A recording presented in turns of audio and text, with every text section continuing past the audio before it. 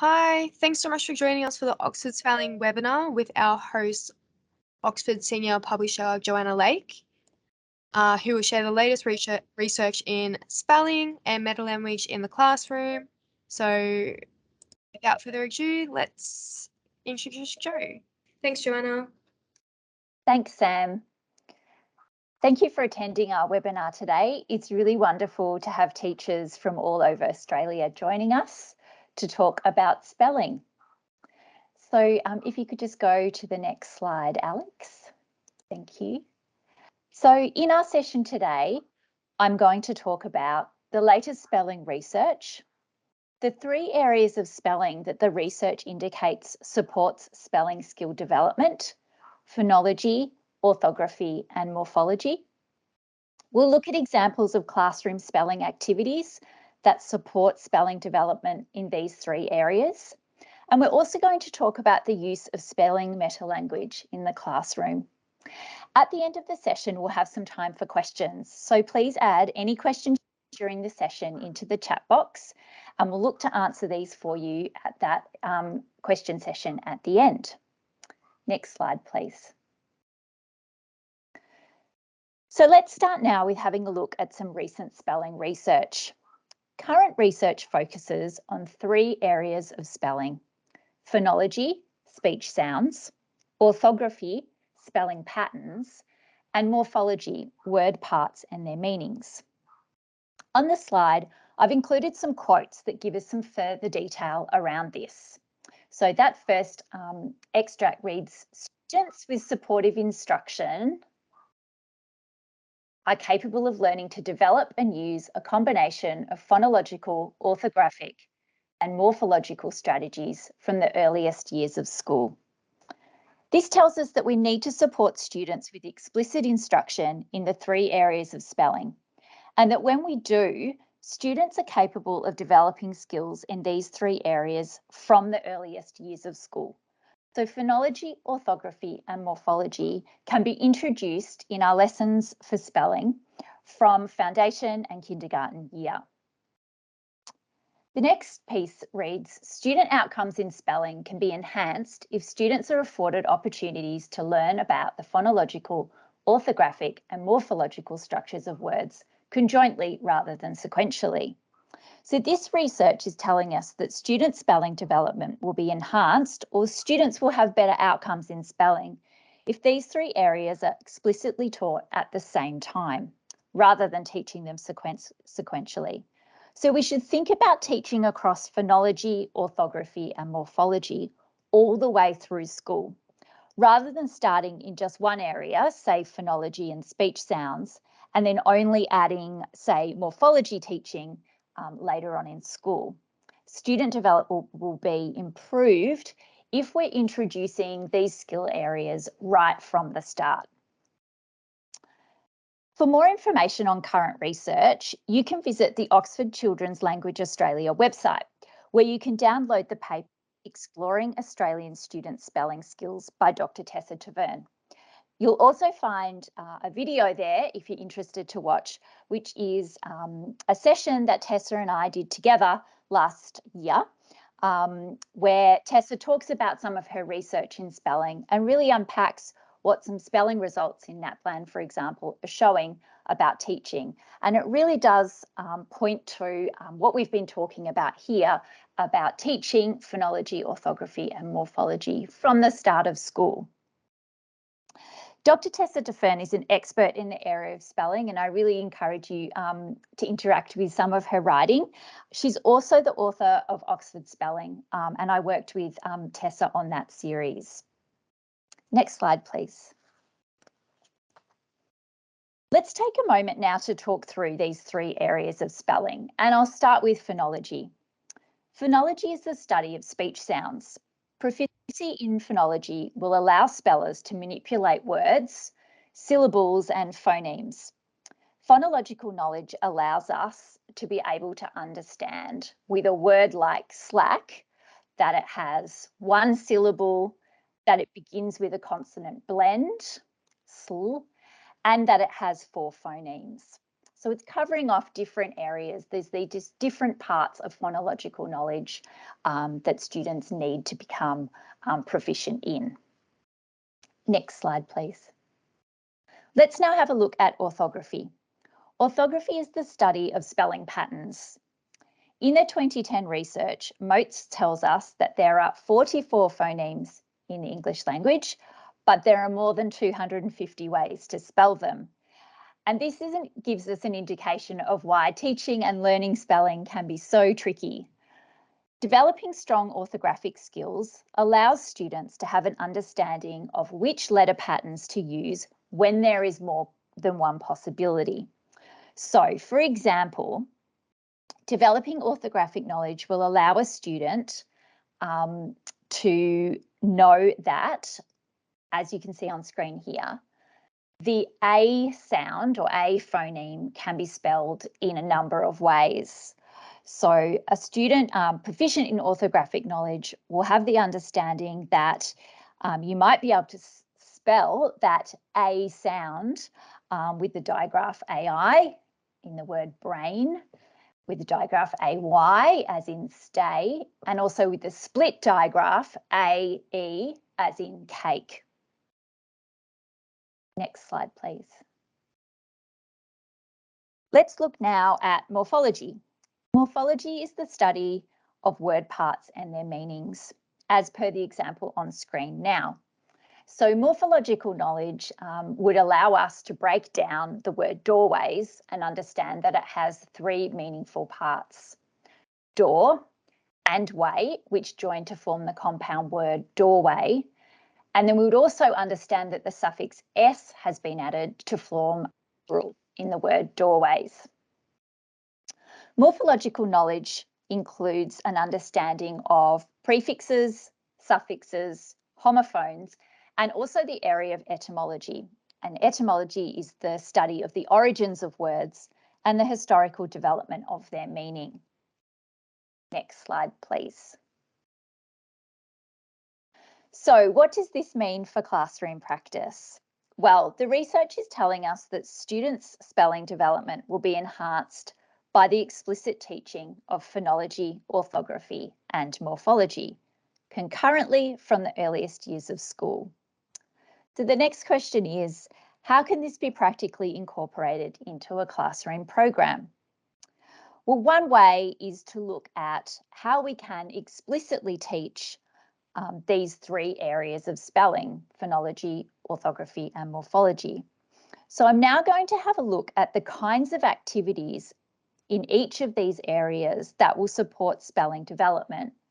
So activities that will help support phonological skill development, activities that will support orthographic skill development, and also activities that will help develop morphological skills.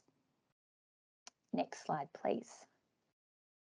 So go back and look at phonology. So phonology, the study of speech sounds. Well, there's a range of activities that can be used to support the development of phonological skills and that can form part of spelling lessons. I've got three here that I'm going to run through. So the first type is phoneme identification.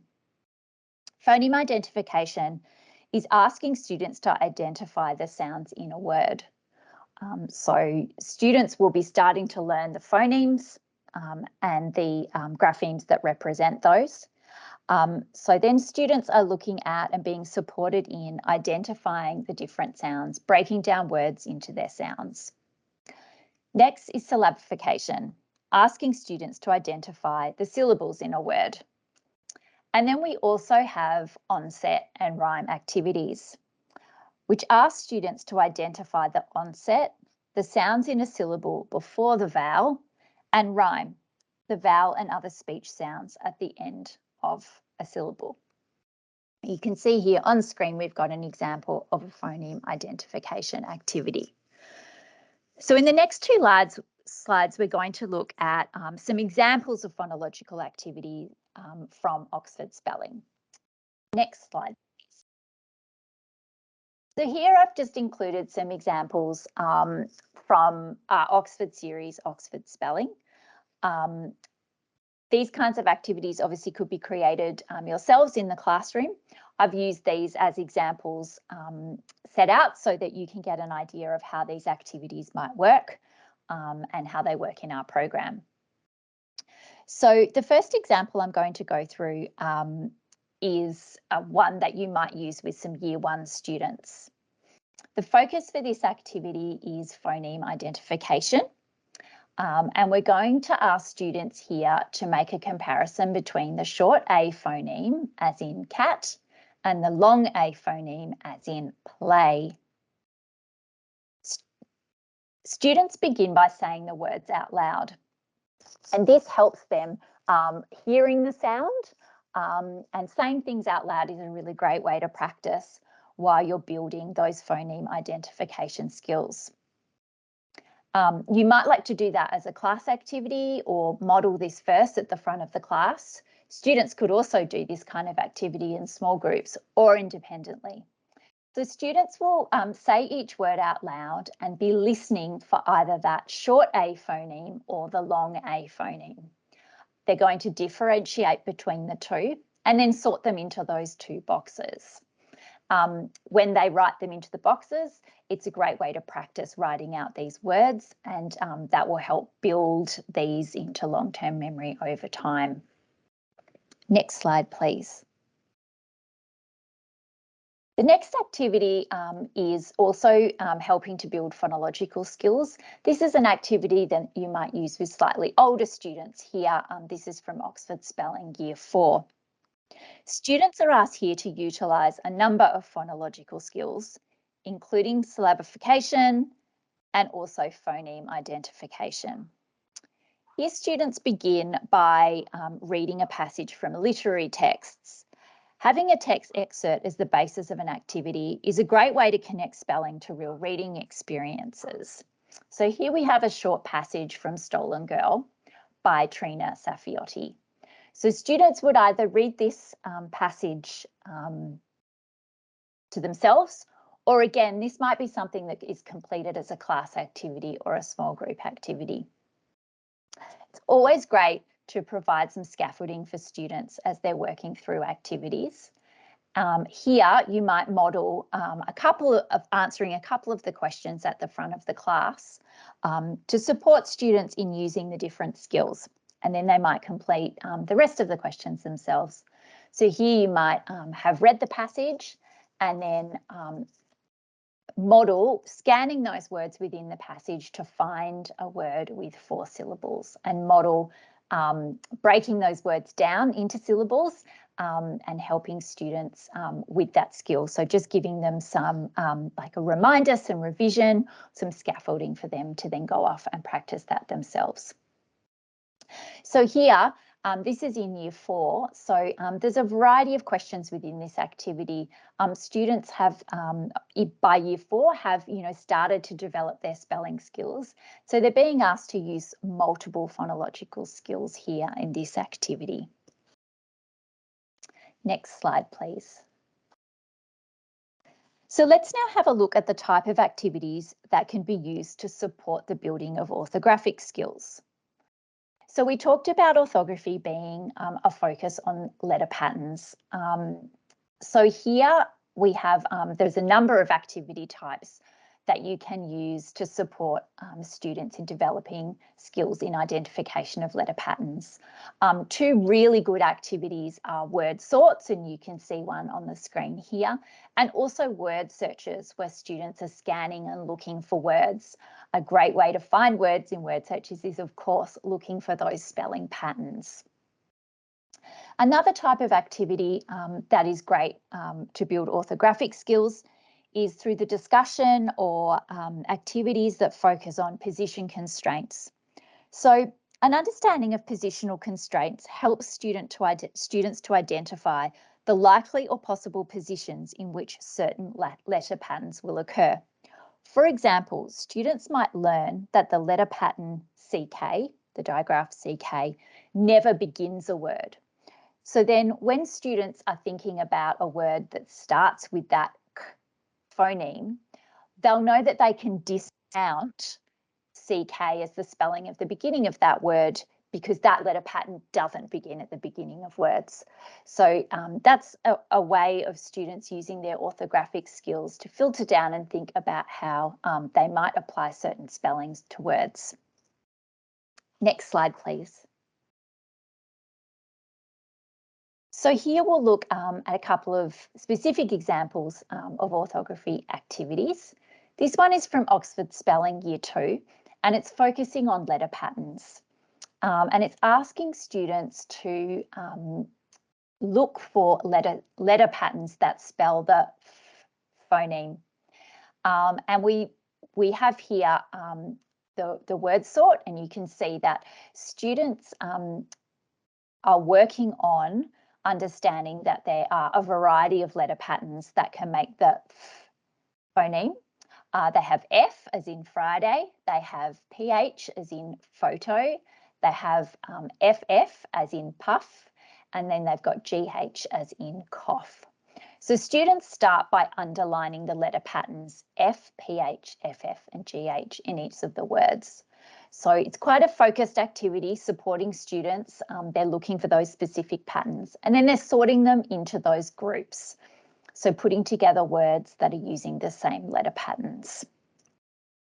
Next slide, please. This example is for students in Year 5, and students are being asked here to identify the correct digraph for the oi diphthong. A diphthong is a type of long vowel sound where the mouth moves in two ways to say the vowel sound. And here it's the diphthong oi, so it's comparing the letter pattern OY as in toy and OI as in coin. So you can see here that students are going through quite a lot of words, so lots of practice with this. They're inserting those letter patterns to complete the words. And here you might be having some class discussion as you do this, or students might be working in groups. This kind of activity is also a great example of where it's beneficial to incorporate the use of dictionaries in your spelling time. Students can use dictionaries to check their spelling, which is great in supporting them in completing this activity here, but it has the additional benefit of them reinforcing the meanings of words as they complete the spelling. So it's bringing together both the spelling and the meaning and really reinforcing those two parts together. Next slide, please. Let's look now at the third area, morphology. So the type of activities that can support the development of morphological skills can include prefix and suffix activities. So this is helping students to learn and then practice how to treat base words when adding prefixes or suffixes.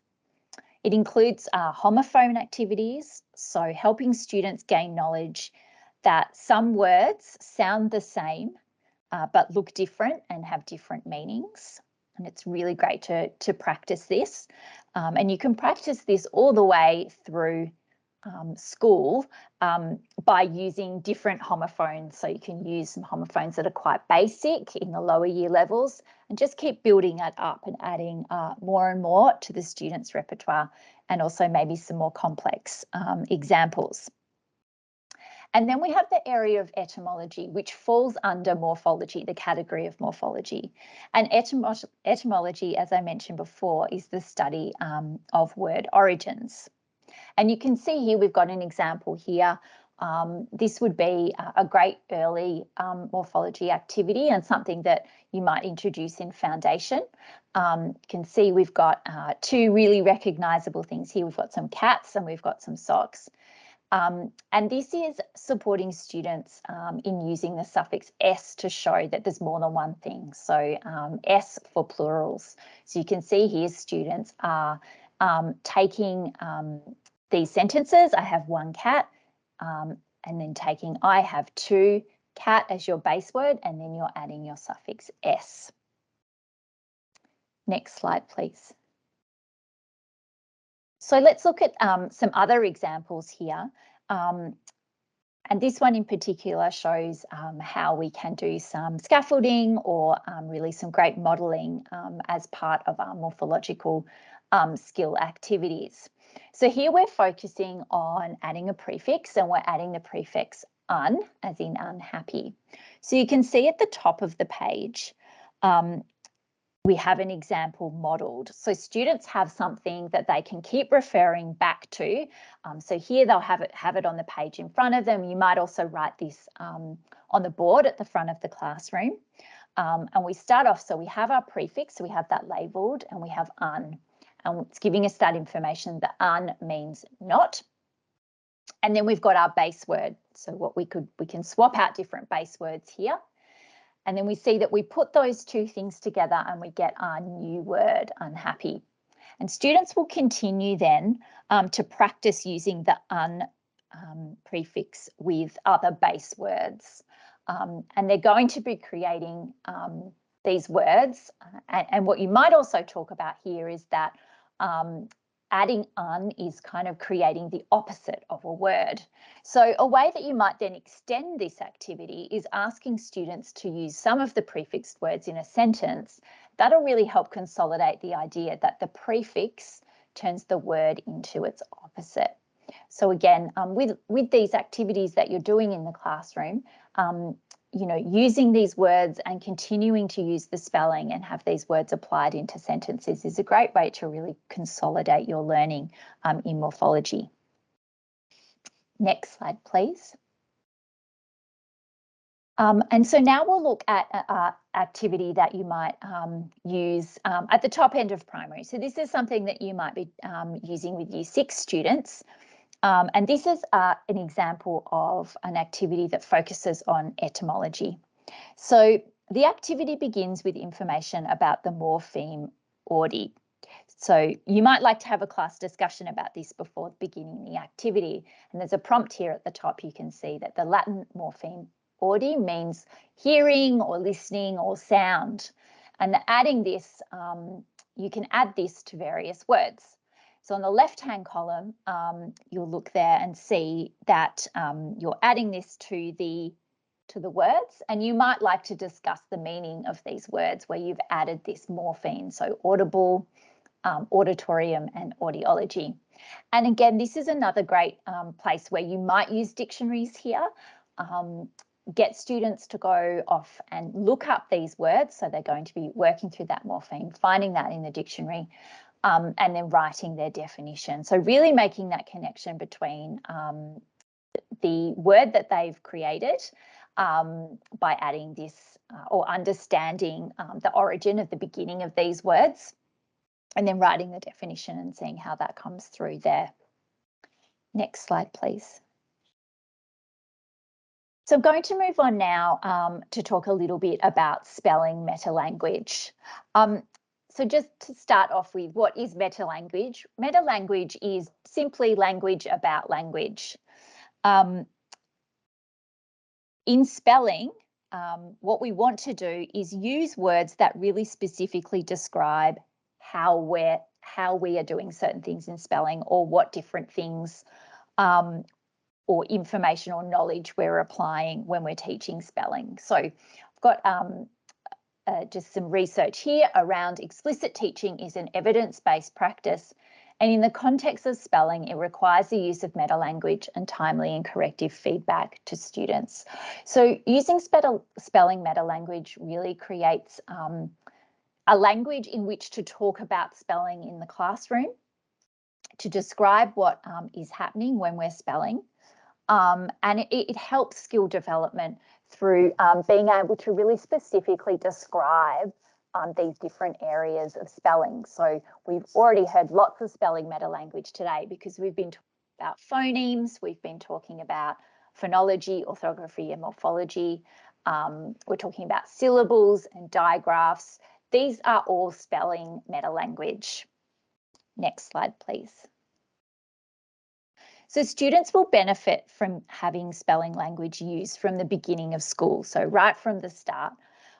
So when you're starting to talk about sounds in words, just using the word phoneme and getting students to understand that it's the smallest sound you can hear in a word.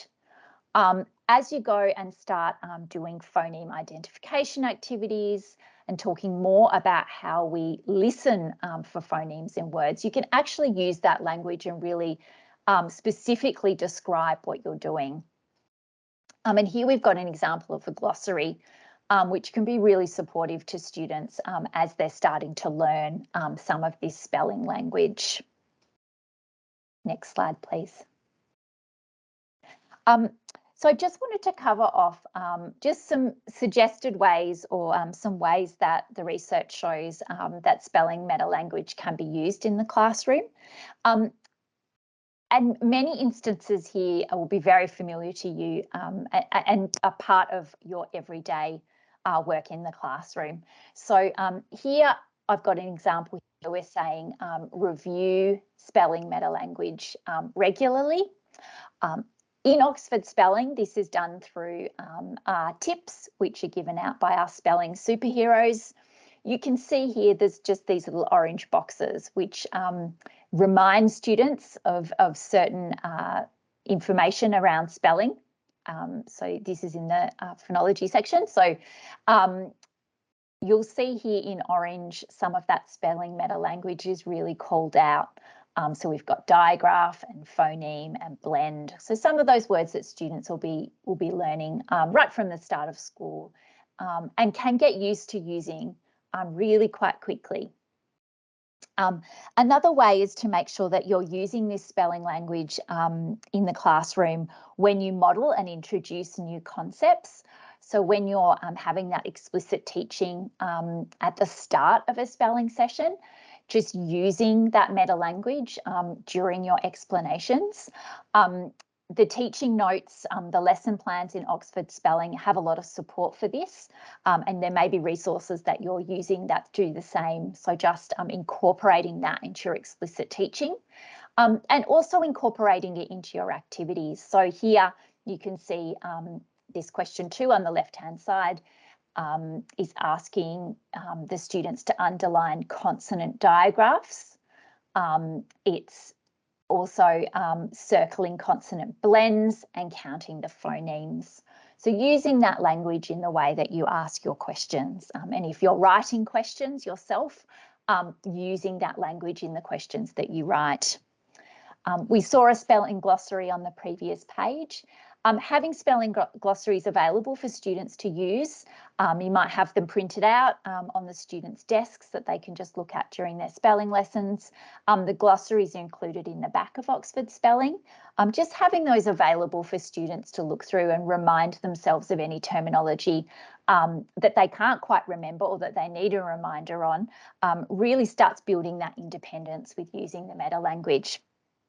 Similarly, having terminology visible in your classroom, so having posters on the wall that students are walking past, or if it's appropriate, walking up to and having a look as in part of the spelling session if they want to remind themselves of something, that can be really valuable as well.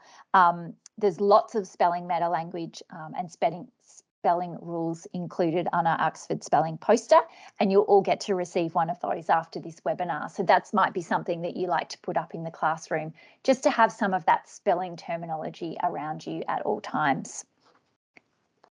Next slide, please. So just in review of what we've talked through in this session this afternoon, the research is showing that students benefit from developing phonological, orthographic and morphological skills concurrently from the beginning of school. We can incorporate this research into classroom practice by explicitly teaching these skills of phonology, orthography and morphology. And we can do this by using targeted activities. And we've been through some example of those today. Lastly, we've talked about the benefits of using spelling meta language with students and how this will help their spelling development. Thanks so much for joining us for the webinar today. I'm going to hand over now to our Oxford Education Consultant, Sam Fuller, and I'll then be back to take some questions. So just a reminder, if you'd like to pop any questions in the chat, you can do that now, and I'll be back shortly. Thanks, Sam. Thanks, Jo, for such an informative overview of the triple word form theory. I'm delighted to walk you through the new Oxford Spelling series The series contains 7 full-colour student books, 2 teacher handbooks, and a wealth of additional digital support materials is available on Oxford OWL. The Oxford Spelling student books feature complete coverage of the curriculum. There's 28 units in each year level that support systematic exploration of words through phonology, orthography, and morphology. Activities enabling students to learn spelling rules and generalisations. And as Jo mentioned, there's excerpts from fiction and non-fiction literary texts that expand student vocabulary and nurture an appreciation for reading and writing. The student books also feature activities connecting spelling to relevant subject-specific vocabulary, exposure to rich vocabulary for spelling practice through dictionary activities, linked bringing it together activities which allow practice and consolidation of skills, and as we talked about, a glossary of useful terms for students. The Oxford Spelling Teacher Handbooks provide complete support for differentiated implementation of the program in the classroom, along with very clear guidance on supporting students' spelling development. The teacher handbooks contain lesson plans for every single unit in the student books, answers to activities, suggestions for differentiated instruction, including consolidation and extension activities, whole class and small group teaching. Recommendations are included for integrating children's literature into spelling lessons, a full glossary of spelling terms and assessment guidance. We've actually decided to dedicate this slide to the Oxford Spelling Lesson Plan, just to demonstrate the amount of support provided to educators using this resource. At the very top of each lesson plan, you will see the spelling focus for the unit outlined. It can be used as the learning intention for that unit. Next, there are warm-up activities that are included where explicit modelling or group discussion will support skill development. Teachers are supported with notes on each activity, including support for use of spelling language where appropriate. You'll also see an answer key to each activity, and suggested consolidation or extension activities are provided to support that differentiation. And teachers are provided with focus words that they can use in the bringing it together activities.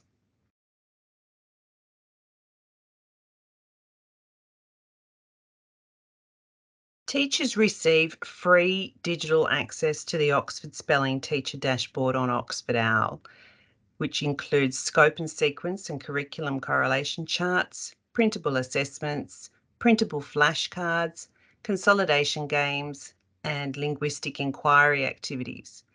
And teachers at schools that are using the Oxford Spelling resource with their students will also be given digital access to the student book online. You'll see on this slide a sample of the resources found on the dashboard for each year level, including the curriculum correlations and templates for activities referred to in the lesson plan, such as the Bringing It Together activity.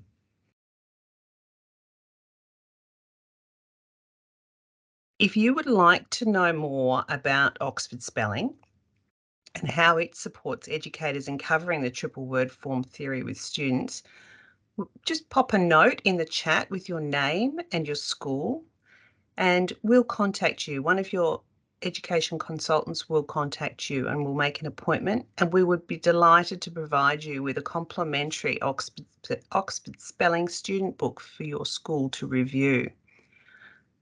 There's a list on the screen right now of all of your contacts, and I thank you very much for your time today.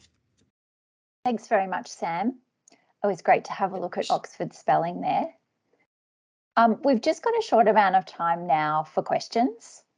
And so I'll just open that up. or any questions that have come through in the chat. During the session, we did have one question that popped up from Debbie, who has been asking whether there's a placement assessment available for Oxford Spelling. Thanks, Debbie. We do have some inbuilt assessment in Oxford Spelling. It's not a placement test per se, but it does provide quite a lot of support for understanding where students are. There are 4 opportunities for assessment across a year level that we provide some support for after running through some of the units. So they're grouped units 1 to 7, 8 to 14, 15 to 21, and 22 to 28. So at the beginning of the year, what you could do is use the assessment templates from the end of the previous year to get an idea of if students have retained that information. And then you can assess sort of quarterly to see where students are at. So there are 2 ways that you can assess with Oxford Spelling. One is reviewing student work in the workbooks and taking examples from their wider reading. We have some documentation on Oxford OWL, which you can access for free. You just log into Oxford OWL and click into Oxford Spelling. And there is a downloadable document that is assessing with Oxford Spelling. So if you want to use the student work to sort of gather some anecdotal evidence, you can do it that way. Option 2 is to run some quick spelling tests to check student progress. And we've got some information about that. So if you go in and have a look, you can see how to do that. We provide templates. So there's a template for 4 times in each year level. And what it does, it gives examples of words and instructions on how to run a quick spelling test, and it'll show you how students are doing based on the work that they've just completed in those sets of units. So you'll get an idea of how they're going with their phonological skill development. So there's some questions for students to answer that will give you an indication on that, along with orthographic and also morphological skill-based questions. So that's the assessment that's inbuilt. As I said, there's more information on Oxford OWL, but also if you would like to speak to your education consultant, they can also run through that with you. Thanks for that question. So I just dropped a link to the Oxford OWL page in the chat. Feel free to drop any other questions that you have into the chat, and I'll make sure that we get to them during the session or afterwards. In the meantime,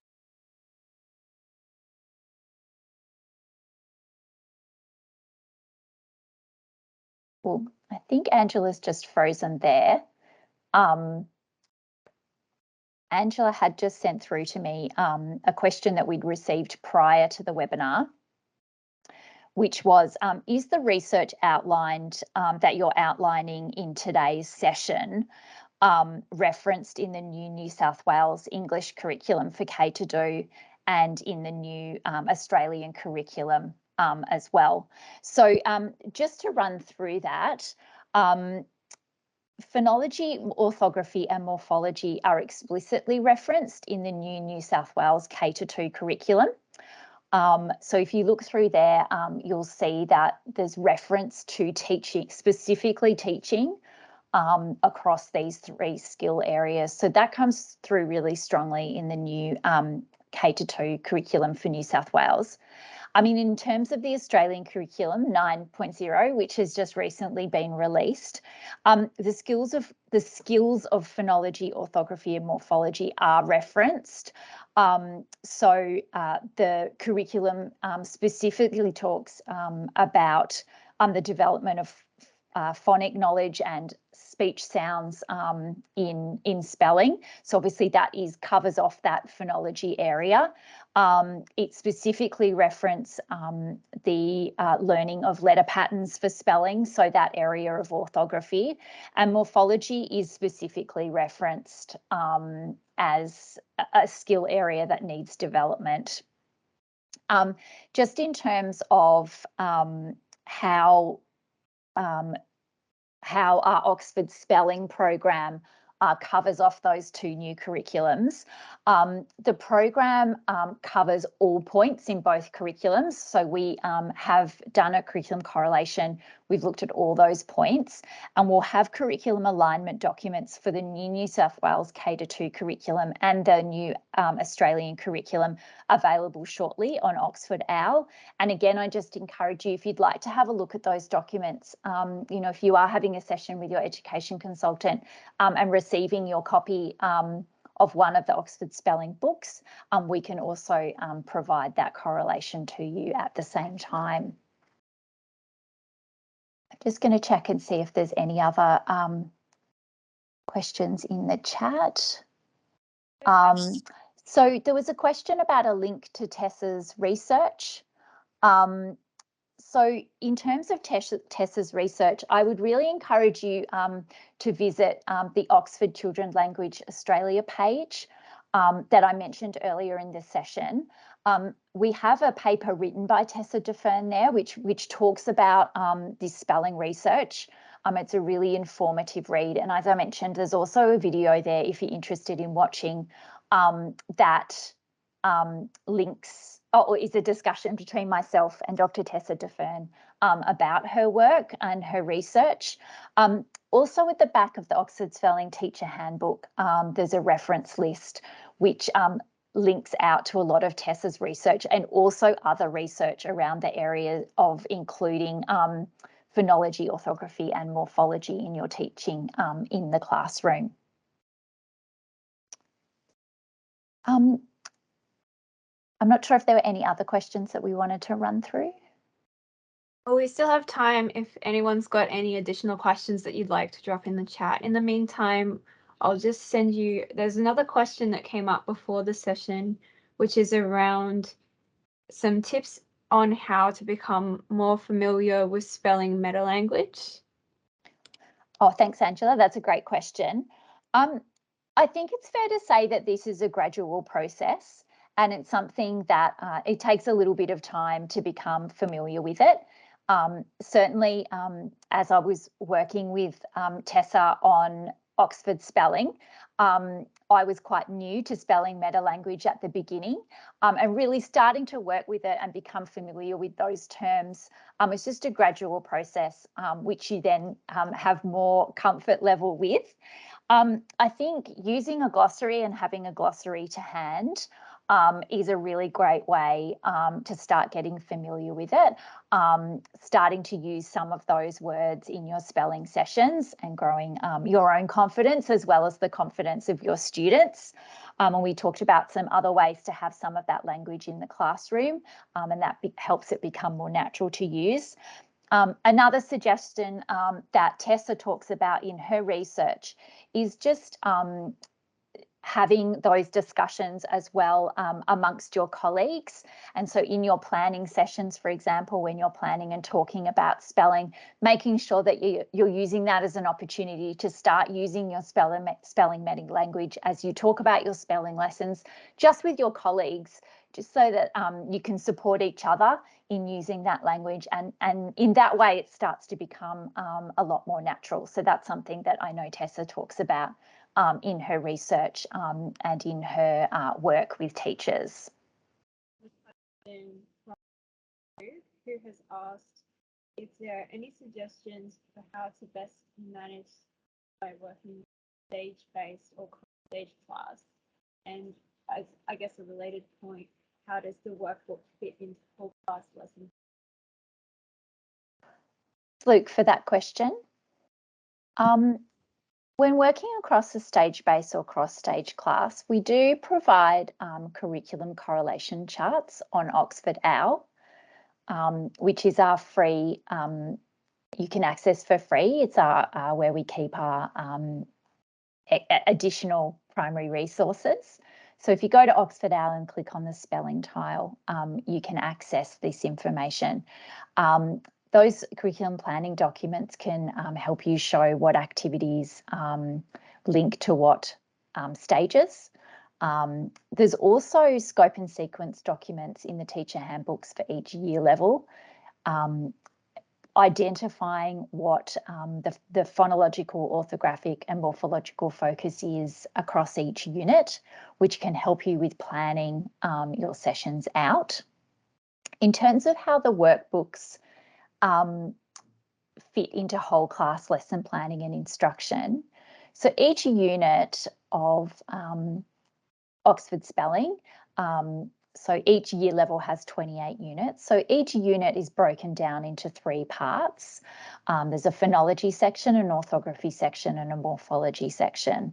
And there are activities under each of those. So those activities are in the student workbook, so the students can have those. The lesson plans, as Louise ran through, are really supportive, and they give lots of information to support you in planning your lesson. So in a unit, you most likely wouldn't do a whole unit on one day. You might do phonology on one day, orthography on another, morphology on another. Each activity has tips for introducing it to the class. There's often warm-up activities where there are instructions for how you might model in front of the class. It then lets you know that now would be the time to have students complete the activity. There's flexibility there about whether you do it front of class, small group or independently. And then within the lesson plans as well, there's opportunities or places where Tessa, who wrote the whole series, Dr. Tessa DeFern, who I mentioned at the beginning of this session, has indicated where there are consolidation activities. So if students have worked through an activity and you're noticing that they need to do a little bit more work in that area, there's suggested consolidation activities. There's also extension activities provided for those students who are ready to go a little bit further. So those lesson plans and the student workbooks really work together. But there is flexibility within that for you to plan out the sessions depending on times and days that you want to have your spelling sessions. Hope that's helped, Luke. We've now heard from Suzanne, who's just asked for the link to the works that came from Tessa that was spoken about earlier. So some of the research, or there's a great paper by Dr. Tessa DeFern on the Oxford website at Oxford Children's Language Australia. So we can pop the link in there. If you go to that page, you can download that paper and you can also access the recording. In the back of the Oxford Spelling Teacher Handbooks, there's a list of references, including references to quite a lot of Dr. Tessa DeFern's work. If you'd like to go and read some of her papers, she participates and runs research in spelling really on a continual basis. So there's quite a lot there for you to dig into if you'd like to check out that list. Glenn has asked, I am in a grade 5 and 5th class with students ranging working below and above these levels. Would we need to have books level to students level or just their grade level? Well, I think there's flexibility here, Glenn. So, you know, you may have some students working on the Year 5 book, some on the Year 6 book. If there are students working really below level, it may be that you think about using activities from a lower year level. One thing that the series does, however, is it does cater for that range of differentiation in the class. By indicating where you may be able to support students that need a little bit more assistance or need a little bit more practice in an area. So I mentioned the warm-up activities. So those can be used either with the whole class, or if you want to use it with a smaller group of students who may need a bit more support, you might do that warm-up activity with them.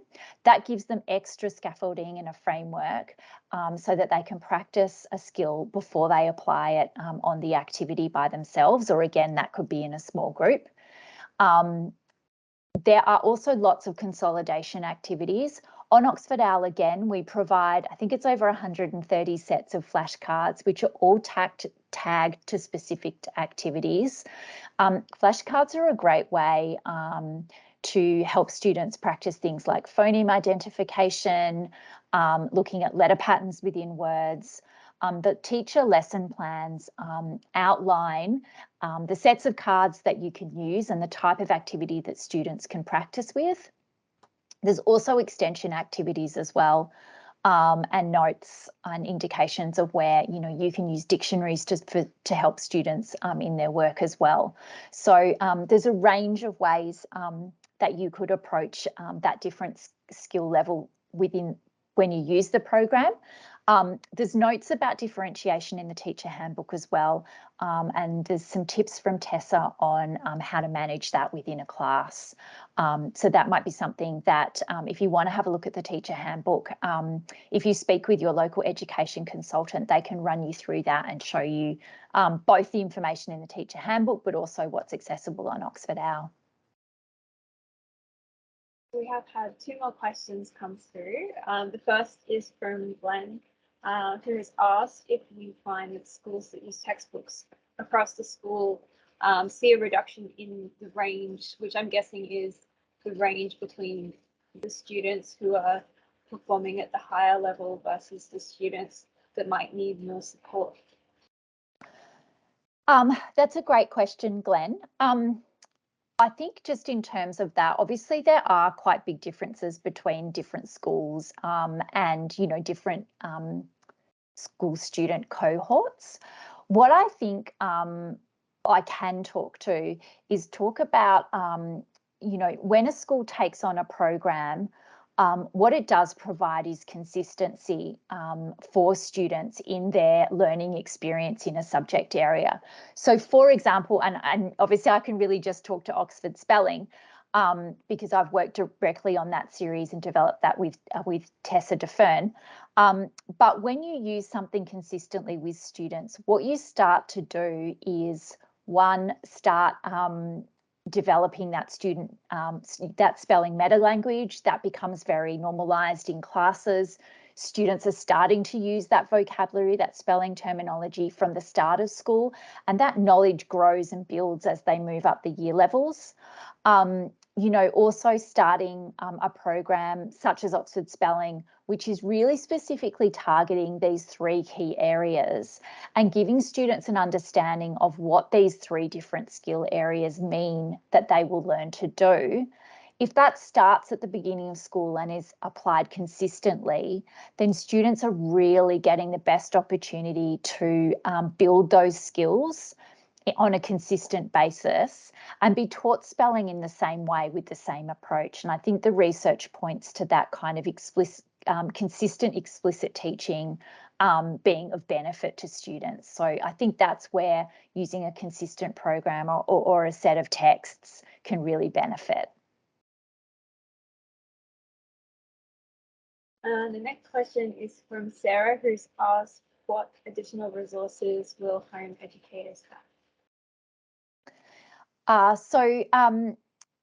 Using the program, the components that can be purchased are the student books and the teacher books. And then we do make available Oxford OWL, so that can be accessed as well. So you'll have, if you purchase that series, you'll have access to those other documents and supportive materials and flashcards that I talked about earlier. Hope that answers your question, Sarah. And Ingrid has just posed a question around metalanguage, saying our students are finding it tricky to remember the terms phonology, morphology, etc. Our parents are also finding these terms difficult to understand when helping students with their homework. What do you suggest we can do to help them better understand the terms? That's a great question, Ingrid. And I think, it's definitely a little bit of a learning curve starting to use some of this terminology. And I think, talking about parents and the contribution they make to learning is really important too.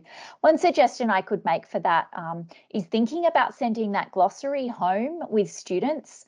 So if students are doing homework, that parents have access to that glossary at home. We do make that available on Oxford OWL again. You could point parents in that direction, or depending on the facilities at your school, whether you're able to send a printout that goes home with students for parents to have. And that's really great because parents can then be sort of working off that same spelling meta language list that the students are.